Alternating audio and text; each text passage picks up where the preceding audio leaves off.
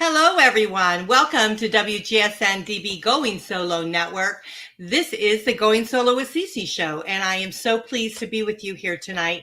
Haven't been with you for a while, so I am so excited to be back here on the platform. Of course, you guys know where you can reach us. You can reach us right there on goingsolomedia.com, where all of our wonderful shows are posted for you so that you can re-listen to them. But tonight, we've got a great show. We are live here on Facebook, and we're also live on YouTube. So I want to thank all of you for joining us.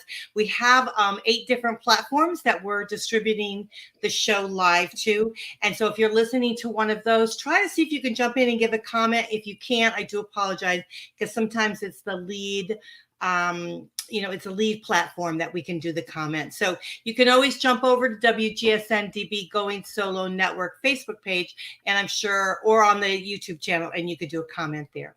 But anyhow, let's get on with the show because we've got a lot going on. Those of you who don't know me, I am Cece Schatz. I'm the doyen of relationship building. What I do is really help take you through probably one of the darkest times in your life and moving you through to one of the brightest, wonderful experiences that you've ever had. Because being single is really okay. It's fun, and we really embrace it. So what I do is I connect you with some awesome individuals that help you move through that transition into living the life of your choice, your best life. So let's move on with it. We've got a great guest tonight. Let's bring her right here forward. I'm very excited to have her with me here tonight. We have a wonderful guest. Her name is Joree Rose. She's a licensed marriage and family therapist, a mindfulness educator, and an author and speaker. Our topic tonight is going to be Journey Forward with Mindfulness. Well, welcome to the show. Thank you so much, Cece. Thanks for having me. Happy to be here and can't wait to have what I'm sure is going to be a really fantastic conversation. Yes, you're also a podcaster yourself. So yes, I am. Some of your shows, and I enjoy them very much. So Thank you. We do want to make sure everyone knows, so they go over to and we'll post your information so that they can go over to your site and listen to your shows, because they're really very good. They're very good shows. But let's talk about our subject tonight, mindfulness. Do you think that we just don't have enough mindfulness? Because often in our lives, we don't really, do we? I honestly don't think we do. And I think part of it, people think mindfulness is this very conceptual, sounds really beautiful and, this lovely idea, but don't really know what it actually means to implement it moment to moment, or to even recognize, how do I begin? How do I know when I'm not being mindful? I really think mindfulness is the answer to everything. And I say that both like jokingly and very serious, whether you're sitting in traffic or dealing with cancer or anything in between. Right now, a worldwide pandemic, going through a divorce. I could not have gone through my own divorce had I not had a mindfulness practice.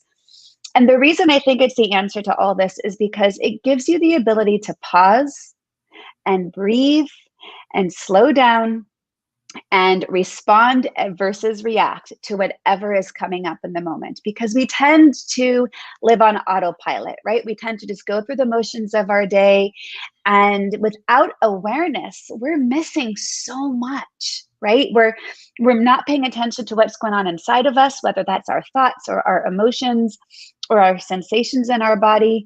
We tend to believe our thoughts as truth rather than the ability to just see them as thoughts. We tend to feel like our emotions are permanent and personal and pervasive and identify us as who we are, when really they're just emotions and just part of being human. We tend to overjudge sensation in our body. We want to push it away, ignore it. We just want to pop some Advil and not feel anything. And we tend to just skip past so much of our experiences.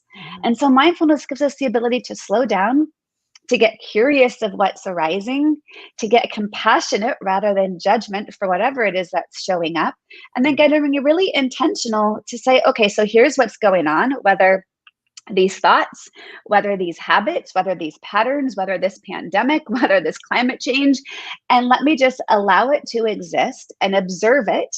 And in that space that I create, I can choose, okay, how do I want to respond to this? Easier said than done. I know, absolutely. Well, I have found that along the way, it's really our journey that we where we learn, we embrace, and we kind of make that transition. So share with our audience a little bit about yourself so we can understand, what really makes you tick, because, Yeah. what possessed you to, number one, be a licensed marriage therapist, family therapist, but also head into the direction of the awareness and the mindfulness. Tell us a little bit about your journey. Yeah. What opened your eyes to that? So as you can see, journey forward, that's, my trademark. That's the work that I really want to guide people in, is because it is a journey, right? And sometimes we're so in it, we don't even realize we're on a journey. But as long as it's moving forward, that's to me where we have the growth, where we have the awareness, where we can have the self-reflection to say, okay, what am I supposed to mean here? But it took me a long time for me to realize what my own journey forward was. So in a nutshell, my background is, as I like to kind of tell my complete little story, is we all have that little nutshell story of how we used to define ourselves, right? So I married my high school sweetheart. I started dating him when I was 13 and got married at 24. And I didn't know who I was. I had come from a divorced family. I was very dependent on my mom for everything. I felt like I just transferred this dependency right from my mom onto my boyfriend, who became my husband. And I did that in an effort to really seek safety and security in my life. There had been a lot of trauma and a lot of uncertainty. And so when I was growing up, so I was really seeking to create a future that I could count on to help me keep me feel safe and to help me stay grounded. And while that did solve part of the purpose, what ended up happening was I created this life that, on the one hand, I was really happy. I mean, I had everything I wanted. We got married and I had two daughters. I've got two teenagers now. I always wanted two girls. I was fortunate enough to be a stay-at-home mom. Nothing was really wrong. And yet I woke up one day in my early 30s and I said to myself, I don't remember how I got here.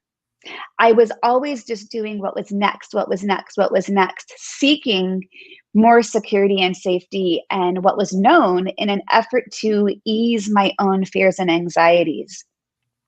And while that worked for a good period of time, it got to the point where I was cut off from who I really was. I didn't even really know that I had ever had that opportunity to have that separation and individuation as a teenager that is such a normal trajectory of development and of growing up. And for a while, like I said, that worked until it just didn't work for me anymore. And I had previously already gone to graduate school and gotten my master's degree in counseling psychology. I did that directly out of undergrad. And I always knew that I wanted to be a therapist. I wanted to work with people. I knew I wanted to have a career that I was working for myself, partly because I knew that my kids were always going to be my top priority. So I wanted to be able to have a schedule flexible enough to work around my kids when I had them.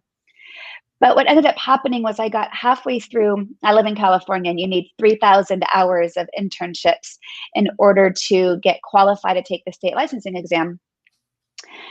I got halfway through those hours and I realized at this point I was 24, 25 years old. I had no business being anybody's therapist. I really didn't have any life experience. And it was not the right thing for me at that time. And so even though I'd gotten the degree and gotten halfway through those hours, I decided to stop. And I soon later got pregnant and loved being a stay-at-home mom, just literally cherished every second of that. I would not trade that for anything. But then, like I said, I woke up one day in my early 30s and said, how did I get here? I didn't know who I was. I had felt a disconnect in my marriage that I'm not sure was ever really there. We had a very deep friendship, but it wasn't really the relationship that I was hoping and needing and seeking for it to be. And so this kind of life crisis, I call it my 1/3 life crisis of who am I? How did I get here? I decided to go into therapy. And it was sitting in that therapist's office that first day that I thought, I really kind of like this environment I'm sitting in. I think I want to be on the other side of the couch, so to speak. And I had to go back to go get my hours, my internship hours. Well, in California, you need to complete those 3,000 hours within 6 years. And I was well beyond. I had to start from scratch again. which was fine because this time I was ready. And there was a series of synchronous events that led me just on my path. Part of it was I was really open to the universe. Like, all right, universe, here I am. I'm open. Give me signs. Help me, put me on my path. And the universe delivered in multiple ways. But one of the things was when I went back from my internship, I had contacted an old supervisor I worked with 8 years earlier. I hadn't spoken to her in 8 years. And she worked in school settings, and this was in January. So I figured when I reached out to her, I'd have to wait till September to go back to working in a school setting. Well, as serendipity would have it, she had had a school come on mid-year, and she had had an intern all lined up that the week before I called, the intern dropped out. And so within a week, I was back in a school setting. And it was perfect because it worked with my kids' schedule and I could go back towards this path. Well, what continued to unfold was something I had no idea was going to happen. Oftentimes, that's when the best things occur, when we least expect. And I saw a book in her office one day titled Mindfulness. And I had never heard of the word mindfulness, had no idea what it was. I asked her about it, another series of serendipitous events. The week later, I started a mindfulness course. And it changed everything for me.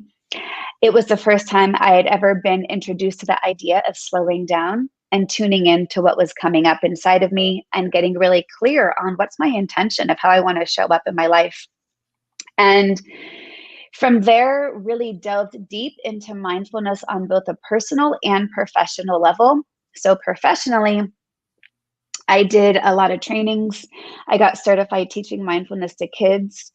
I went on retreats, went with and sat with and studied under some of the top mindfulness teachers in the world. Went on a 5-day silent Buddhist meditation retreat where for 5 days I didn't talk. We meditated for 16 hours a day. It was not even just no talking. There was no eye contact. There was no reading, no writing. It was intense. So I really delved in. And through the process where I had thought I was doing this on a professional path, and I, in my internship, had really cultivated mindfulness as it being my thing. And ironically, although I always knew I wanted to be a therapist, I knew I couldn't be a traditional therapist. And I mean that traditionally in that whole idea that a therapy is this blank slate, or the therapist is a blank slate, and there's no exchange of relationship or conversation. I knew that just wasn't going to be me. And I really had to discover, well, what does it mean for me to show up authentically in a therapeutic setting? And mindfulness gave me the perfect framework in which to do that, where I was actually showing up as a whole person rather than this blank slate. And to me, it made a lot more sense that how could I guide a person through their own personal journey if I didn't show up as a whole person? Because a lot of therapists will not share an ounce of personal information. It's this one-sided relationship, which is supposed to role model what everyday relationships should look like. And yet, if that's not a two-way street, how could that role model with the relationships that we're working towards creating? So mindfulness gave me that framework. So I became a mindfulness-based therapist where I use tools of mindfulness as the foundation for how I work with my clients in both a teaching standpoint, but also in the quality of presence in which I show up in the therapeutic setting. But personally, it gave me something I never would have imagined, which was the ability to really uncover who I was outside of my roles as wife or as mom or as daughter, and really get clear on who am I, what are my values, what are the qualities that I want to live my life, and am I in alignment? Because I had felt like for as long as I could remember, I was kind of cut off from the neck down. I lived in my head. I believed my thoughts. I thought if I could logically create an argument for something, that must mean it's true, where in fact, for a long time, I had been dismissing the messages in my body. I had been dismissing any intuition and discounting it as real or true or valid. Started a meditation practice. I had never meditated a day in my life. I thought the first meditation I was guided in, I was going to die, because how could anyone ask me to sit for 10 minutes and sit still and do nothing but just breathe? I thought that was just crazy talk. And I learned to find the way not only in which I could engage in meditation, but for actually reap huge amounts of benefits from slowing down, becoming aware, increasing compassion, getting really, really present. Because being present was It's really so hard for amazing. me. It is so amazing when you tell your journey, and I've listened to the same, the same feelings that other people have had and other professionals have had as they've walked through their journey of their life and gotten to the point where they are helping individuals such as yourself. And it amazes me how the awareness that overtakes them, and then that journey begins as they start Yes. trying to find themselves. And this show is geared towards those who are in that transition, those who are saying to themselves, I'm not necessarily unhappy, but I know I could be happier. I know that there's something else out there for me that I need to be able to grasp. Yeah, and there's a huge difference between being happy and being fulfilled. Yes. Two very different things. And for me, it was an existential crisis because I really had the perfect life. So it felt very selfish of me to say, I'm not sure if it's the right thing for me. And yet, if I was out of alignment, it wasn't the right thing for me. And it took an immense amount of time, but courage and vulnerability to be able to sit with that truth that I think I had been pushing down for a long time. It's way easier said than done. But, there's a couple of quotes that really changed my life in part of this process. One of which, actually, they're both by the same person, which is ironic. They're both by the poet Anais Nin. And the first quote is, "And the day came when the risk to remain tight in a bud was greater than the risk it took to blossom." And that just spoke to me because it was too painful to stay closed. And it was going to be a lot more work to open myself up and a lot more change and a lot more fear and unknowns. But part of what I had to do was I had to shift my relationship to the unknown, where I had spent over 30 years creating an environment in which I had no unknowns in an effort to feel safe and secure. So the unknown was like the biggest deep, dark hole of an abyss. The future was like so scary to me. But when I recognized I had to shift my relationship to the future, I had to shift my relationship to the unknown. And here's what I came to. I had the known and the unknown. And in the known, I wasn't fulfilled. And I kept trying all sorts of things, couples therapy, individual therapy, acceptance, resignation, whatever it is. And then I had the unknown. And then I realized it was in the unknown where possibility resided. Because everything that I was seeking, I was trying to create in the known, and I couldn't create it. And I mean, I had never been alone a day in my life. I had been with my ex-husband since I was 13 years old. We never once broke up. We'd been together 23 years. And never having dated, never living on my own. Like, these were massive fears to overcome. So relate to all of that. The same thing. Never. And it would have been a lot easier to stay safe and secure and tell myself, but it's fine. Be happy. Just let it go. And you can only do that for so long until the inside of you starts to feel like it's crumbling a little bit. And so the second quote, there's something inside of you that says there's more. There's more that you're supposed to do. There's more that you're supposed to embrace. There's more that you're supposed to just, I don't know. I just don't. It's hard to put it into words because it's definitely there. And it's a felt sense, right? You can't. It's not a cognitive thing, right? Yeah. It's a visceral thing. And what was happening in my mindfulness and meditation practice was I was going deep and I was learning who I was. And so the second quote that changed my life, in addition to the first Anais Nin one, is, "I must be a mermaid. I have no fear of great depths, but I have great fear of shallow living." And that was very powerful because I felt like with my mindfulness practice, I learned who I was at a deeper level. And then I would have to rise back up to the surface to live my everyday life. And it felt inauthentic. And it became really hard to continue to be in that inauthentic, misaligned space. It wasn't an easy process, and it was by no means a quick process. It was a good 5-6 years of getting to know myself and getting comfortable with how to go about creating change and letting that be okay, that everything that I thought was supposed to be or was that it was going to be, wasn't going to always be? Well, let's talk about that a little bit. We're going to go on just a quick break. And when we come right back, let's talk a little bit about that change, because I think we do have to make that transition. And I know many out there are listening that are wanting to know, okay, if I feel like this, how do I start putting the wheels in motion, so to speak? How do I start making that transition, Yes. that change that's good for me? So we're going to be right back here. We're going to take just a quick break. You all, we are on the Going Solo with Cece show. You're listening to WGSN-DB Going Solo Network. We're just going to take a moment of silence for our advertisers could be dropped in on the affiliates that we are on. And so if you'll just bear with us for just 5 seconds, we'd appreciate it. Thank you. Okay, we're back. This is Going Solo with Cece. You're listening to WGSN-DB Going Solo Network. We're a radio, TV, and podcast station. We're the #1 internet singles talk network, and we're really proud of that. You guys, our website is goingsolomedia.com, and if you want to send us any kind of email, let us know what you'd like to hear.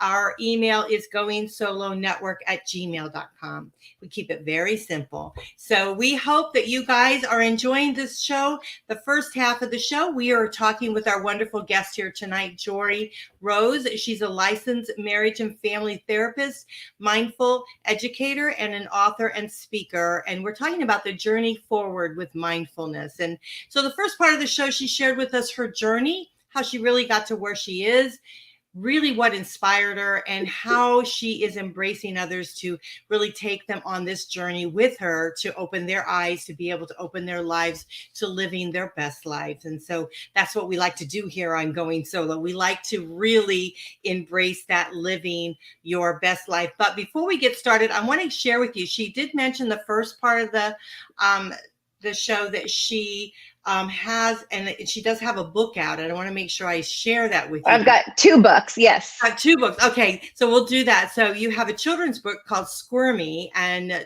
which learns to be mindful. So what's your other book? I'm sorry, I missed that. That's okay. It's called Mindfulness. It's Elementary. And this is a book that is a guide for a teacher, educator, counselor, or even a parent to guide a child through cultivating a mindfulness practice. Oh, that's and wonderful. I'm also excited to share, Cece, for those of you who are interested in any of the work that I've mentioned so far, I've got a book coming out around the first of the year on gratitude. So stay tuned for the new book coming out. Oh, that'll be really great. I know that will be good. And then, of course, we talked about your podcast that you have.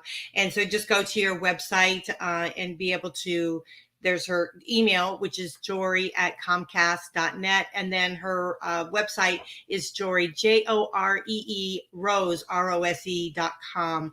And then her podcasts are all on there. And I listen to them. So that's why I want you guys to listen to them too. And keep listening to our stuff. But, it always is good to listen to others too. And it's just really great to just embrace your life and be able to move forward. And we want to always encourage everyone to really step out, do something that's good for them. So whatever you're hearing here, hopefully you'll hear it again somewhere else, and then yes, that's a wonderful thing.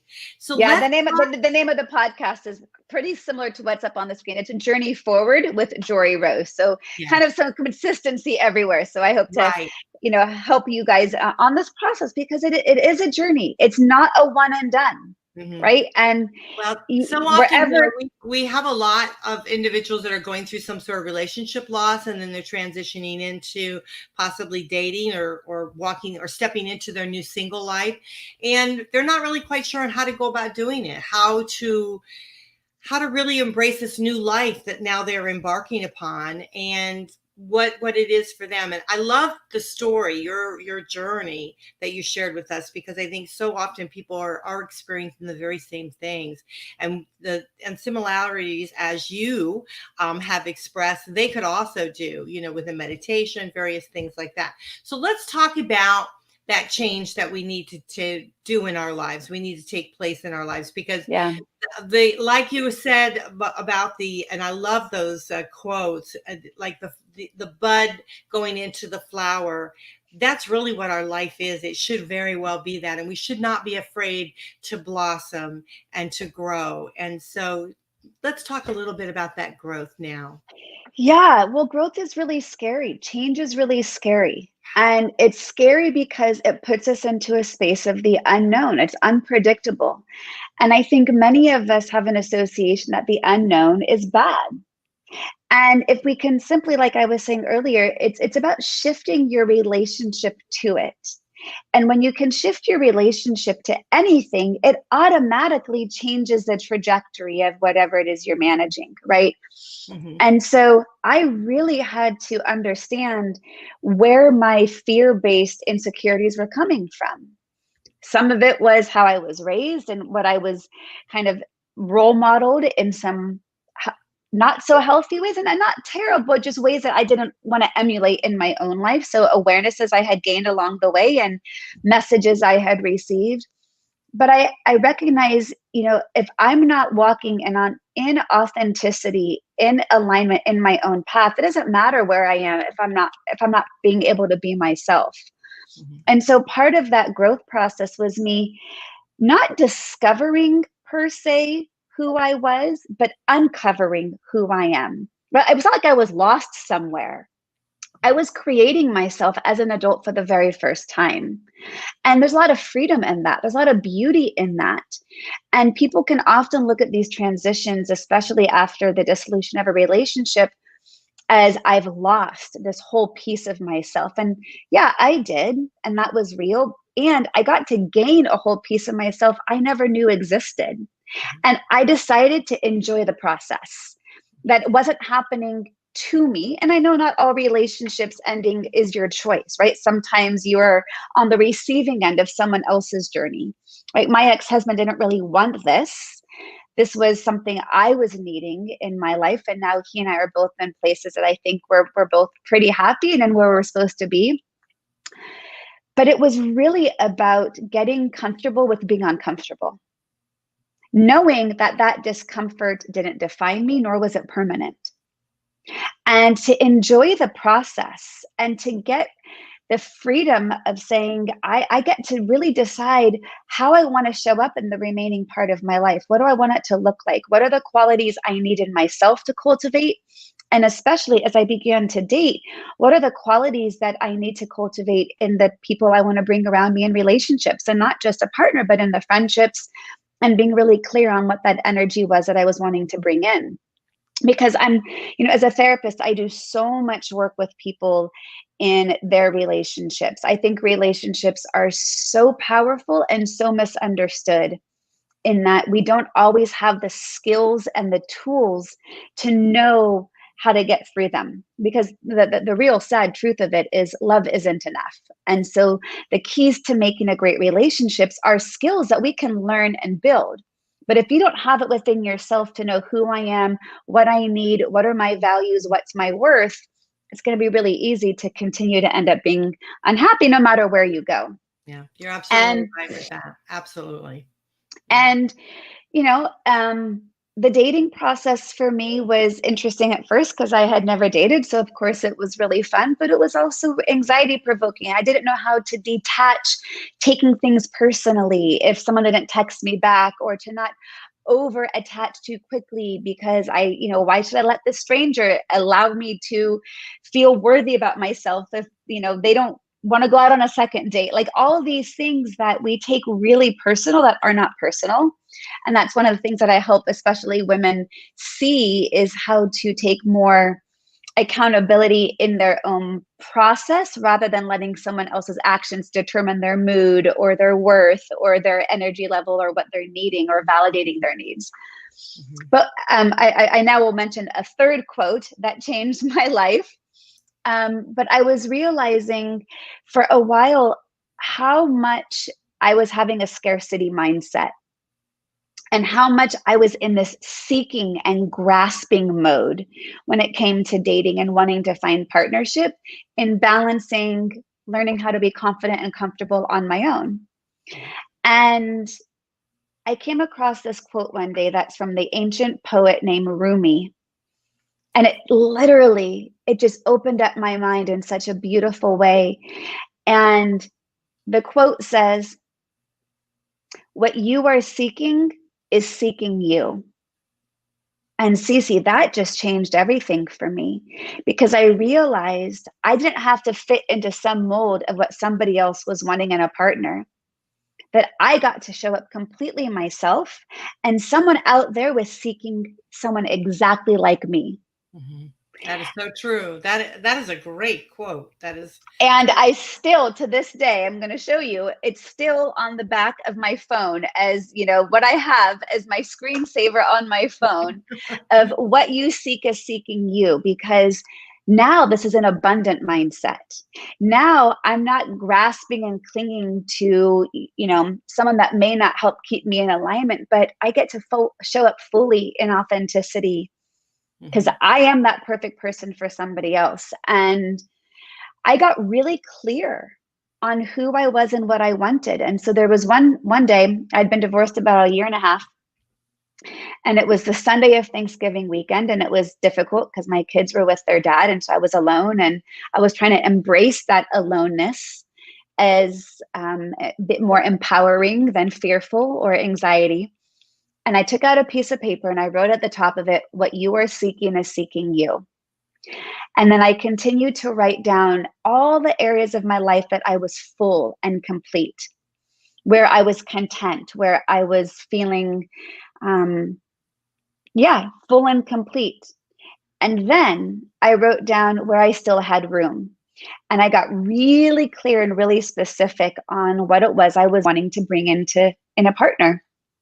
And I just then sat and I meditated on this. And I literally just, allowed this intention to be set.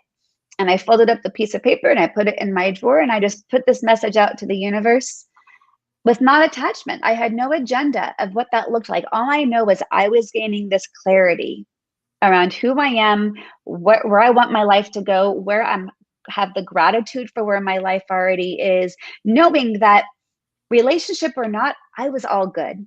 That I had created this space that I was living my best life. I had gotten licensed as a therapist, and at that point, I had finished my hours. I was studying for my exams. I have my 2 daughters. I was good.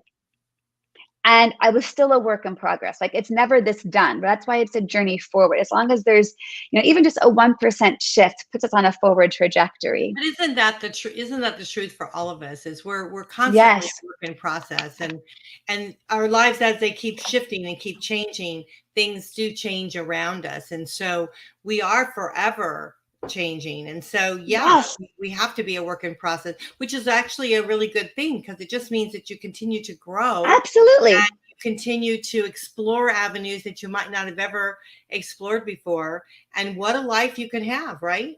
Well, I mean, there was one day that I took my daughters to Kauai. I had always wanted to go to Kauai. I had never been. And so this was our vacation.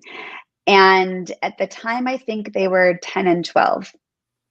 And I had decided I was going to be an active part in living my own life, because I had let fear and anxiety take over for too long. And I didn't want to let fear and anxiety rule my options. And it took a lot of work to get there, a lot of mindfulness of recognizing, oh, look, there's my old friend fear again. Okay, I see you. I don't have to let you take over. I can just acknowledge your presence and decide how to relate differently to you, rather than my old pattern of seeing the fear, feeling the fear, and then having it stop me in my tracks. So this trip to Kauai, there was one afternoon where my youngest daughter and I went surfing for the first time. And it was amazing. Here we were paddling out. She was doing incredible. And these beautiful moments of us lying on our tummies on our surfboard in the middle of the ocean, just talking until it was our turn to take the wave. Then the next morning, the 3 of us went on a 6-hour zipline tour. We had never really done that. We did one little small zipline thing somewhere else, but 6-hour ziplining tour. It was incredible. It was right in the center of Kauai where they filmed Jurassic Park. It was beautiful. We then got double-decker ice cream cones for lunch. And then we went on a helicopter tour. And we went to actually the Jurassic Park waterfall that they show in the movie. And we took a helicopter tour across the whole island. it was an incredible day. Like, these are all things I never in my old life would have ever done, because fear and anxiety would have stopped me. And I would have never had given myself the opportunity to experience some of these things. So the next morning, or I think it was that night of the next morning, I'm walking with my daughters down to the pool. And I said to my youngest daughter, that was like the best 36 hours of my life, because it was a reminder to stay alive, to engage in my own life in an active way. And I said to her, that was one of my best days of my whole life. And I'm so glad I got to share it with you. And without missing a beat, she turned to me and she says, Mom, so far. Yeah. And it was this beautiful reminder. Like, I thought this was it.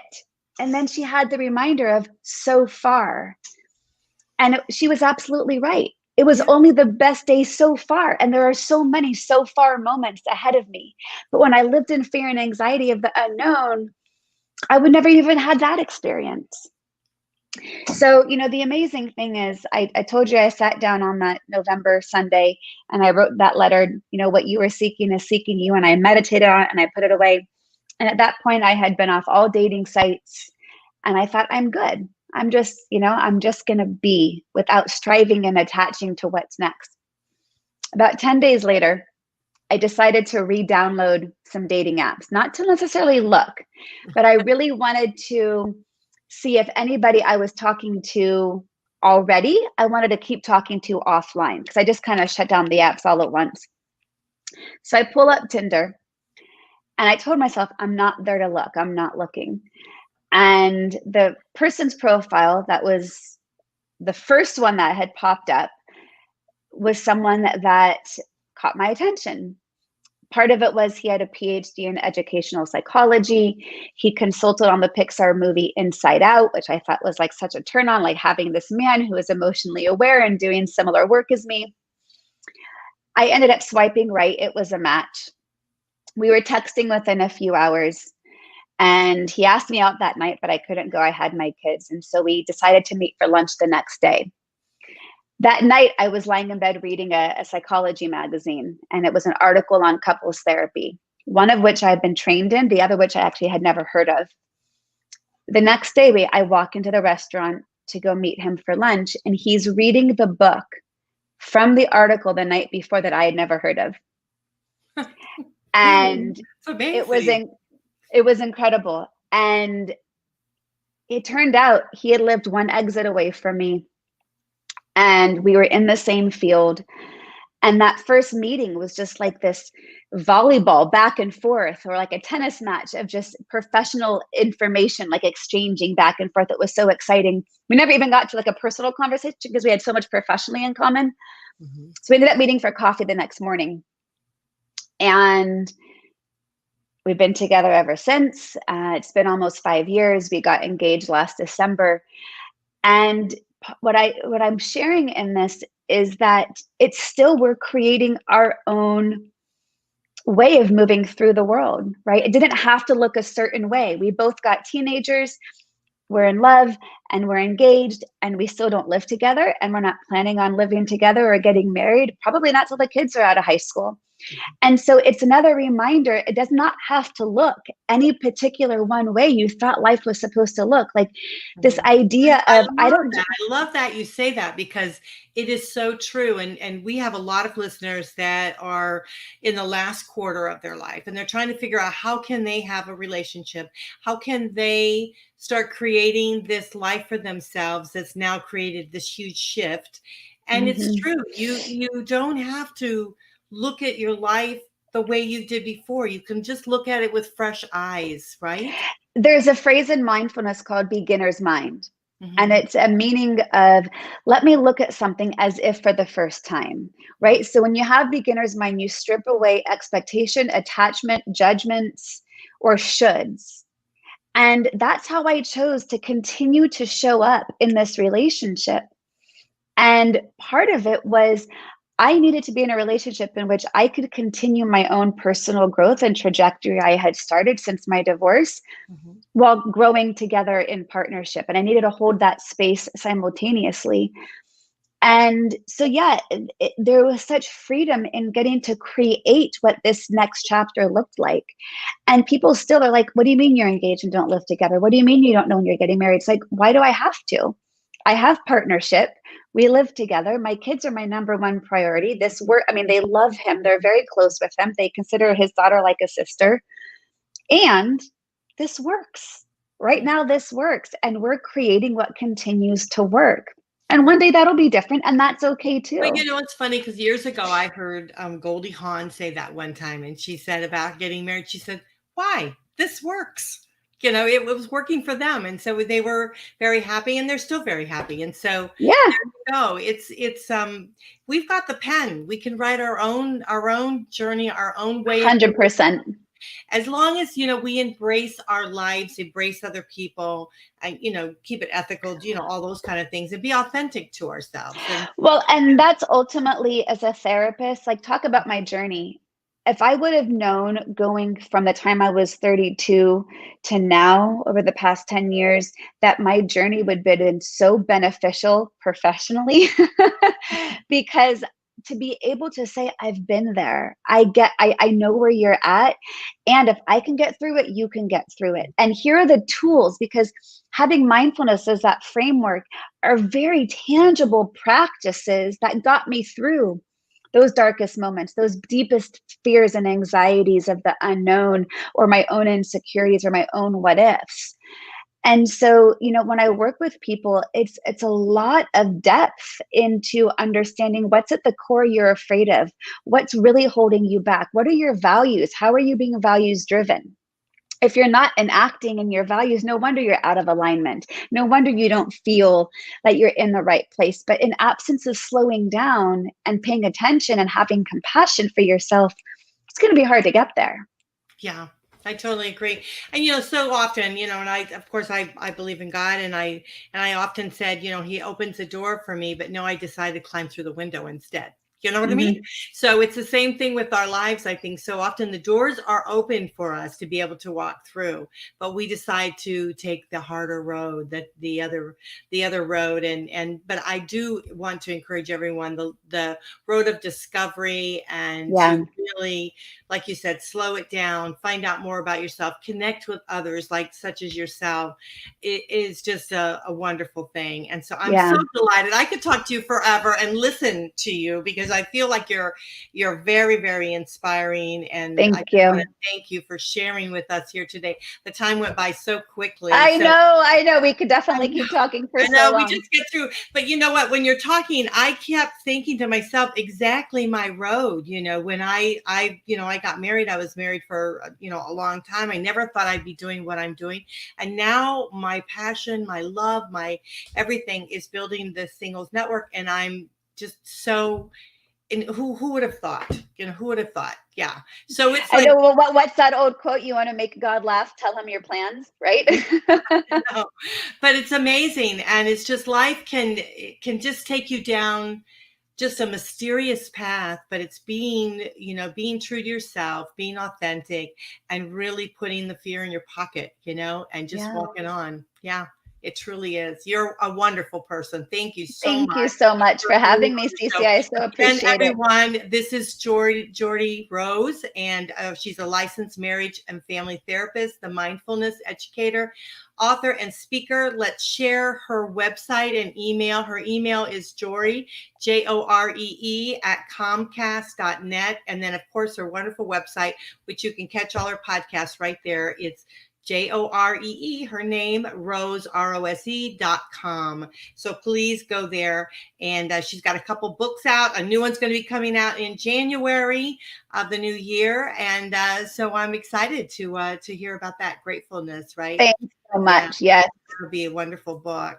So is there any last words you'd like to share with our audience here tonight? You've shared so much about your life and your transition, and very inspiring. Absolutely. Thank you. Very inspiring lady. I would say the one piece of advice, and this is for anyone who works with me, if you do nothing else, then take a minute and just breathe.